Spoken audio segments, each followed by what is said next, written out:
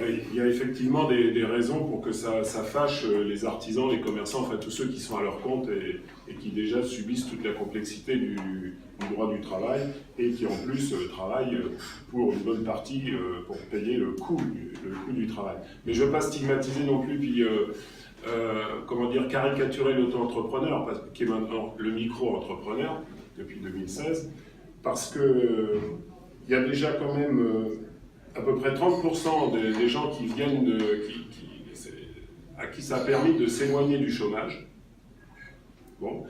Et ensuite, pourquoi ne pas les stigmatiser? C'est qu'en fait, on a créé une niche apparemment relativement simple pour se mettre à travailler à son compte, sauf que pendant ce temps-là, on a continué à compliquer le travail de ceux qui sont installés, qui ont pignon sur rue, qui enseignent, les commerçants, et tous ceux qui sont à leur compte, y compris les professions libérales.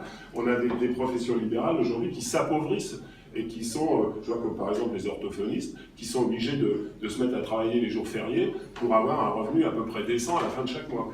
Donc tout cela, il est urgent de libérer ceux qui travaillent à leur compte par l'accord d'entreprise, faciliter le licenciement parce qu'aujourd'hui un artisan ou un commerçant il a peur d'embaucher parce que justement si son carnet de commandes baisse, eh bien, ça va lui coûter cher le licenciement. Parfois ça peut même mettre en péril sa très petite entreprise. Donc, et puis revenir sur des normes à peu près je dirais, normales, c'est-à-dire moi, je suis partisan de regarder en Europe, au niveau de chaque norme, la plus basse, et puis de prendre la plus basse, pas la moyenne, la plus basse, et puis là où il n'y a pas de norme, faire en sorte qu'on supprime aussi chez nous.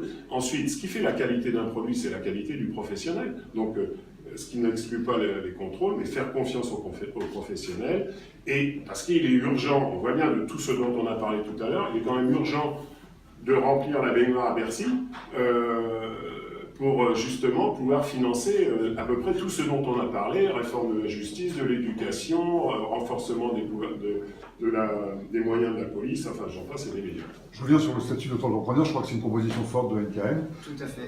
Est-ce qu'il n'y a pas un décalage entre l'électorat traditionnel de droite et ce statut auto-entrepreneur? Il faut vraiment libérer le travail indépendant. Juste un chiffre, au Royaume-Uni en 2013, 90% du nouveau travail, c'était du travail indépendant. 90% à la sortie de la crise. Ubérisation. Et ça, qui paye les charges alors qu'il va payer les retraites? Non, mais ça, c'est encore autre chose où je suis d'accord avec vous, c'est qu'en fait, aujourd'hui, entre un gérant d'une TPE et un auto-entrepreneur, il y a un écart de charge trop important. Donc, je pense qu'il faut un statut unique pour le travail indépendant. Point barre. Mais c'est indispensable, on doit rentrer dans cet univers-là. C'est le travail de demain. Et alors, indépendant, ça tranquillise le politique. Mais je veux dire, personne n'est indépendant. Ben oui, non mais c'est parce qu'on passe aujourd'hui du travailleur qui est... Alors il y a le travailleur salarié, puis il y a le travailleur patron qui est complètement prisonnier de sa boutique et puis de l'administration, mais l'indépendance n'existe pas. Et la dépendance, c'est tout au long de la vie, ça commence dans le ventre de sa maman, et puis jusqu'à la fin de sa vie. C'est le degré de dépendance qui nuit. Aujourd'hui, il y a un degré de dépendance de ceux qui travaillent qui est devenu insupportable par rapport au degré de dépendance de ceux qui travaillent. Le décalage de charge qui est souligné, il y a quand même un problème. Au-delà des baisses de charges, je pense que globalement... Le décalage de charge entre un... Ah ouais, il faut baisser les charges, mais le coût du travail, il faut le baisser, mais peut-être il faut lutter contre la fraude sociale, il faut lutter contre le travail au noir, parce qu'aujourd'hui, avec la surprotection de l'emploi, on a laissé, d'abord on a tué le travail, et puis on a laissé une économie parallèle se développer. On ne peut même plus parler de travail au noir, en France, il y a une vraie économie parallèle. Donc ça, il faut lutter contre. Les moyens technologiques nous permettent, y compris de toucher les cotisations des uns et des autres, mais...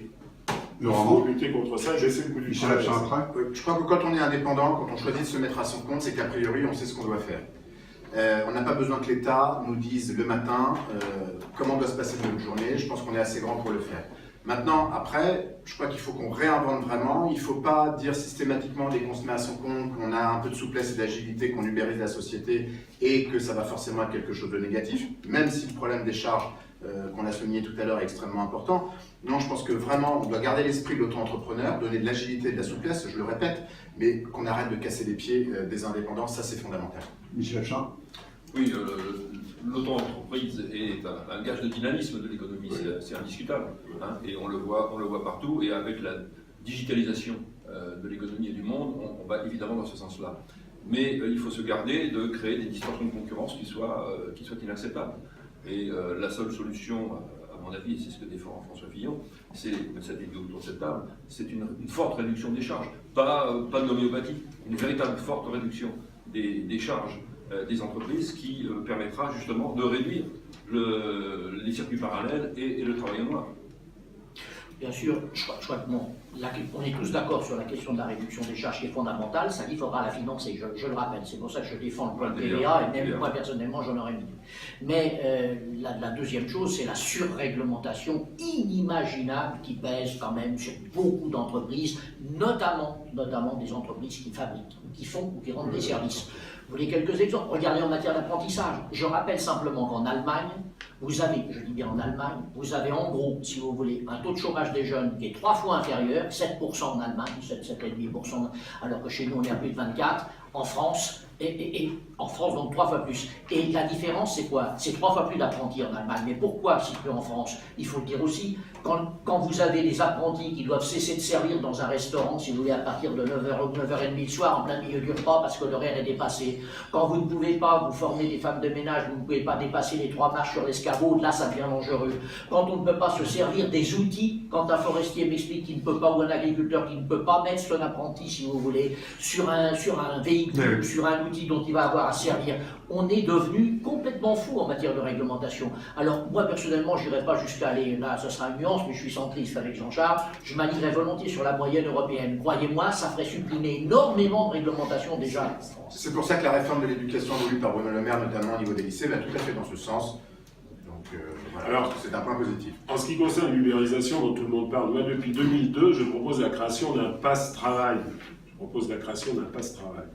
C'est-à-dire qu'on puisse travailler où on veut, quand on veut, comme on veut, parce que c'est quand même le travail qui crée l'emploi. Et quelqu'un qui pourrait juste... Alors on a une application, on travaille, on active, on arrête de travailler, on désactive. Qu'on ait 30, 35, 40 employeurs, c'est pas un problème. Ce qui est important, c'est que le système, lui, envoie aussi des cotisations de ce travail à Bercy.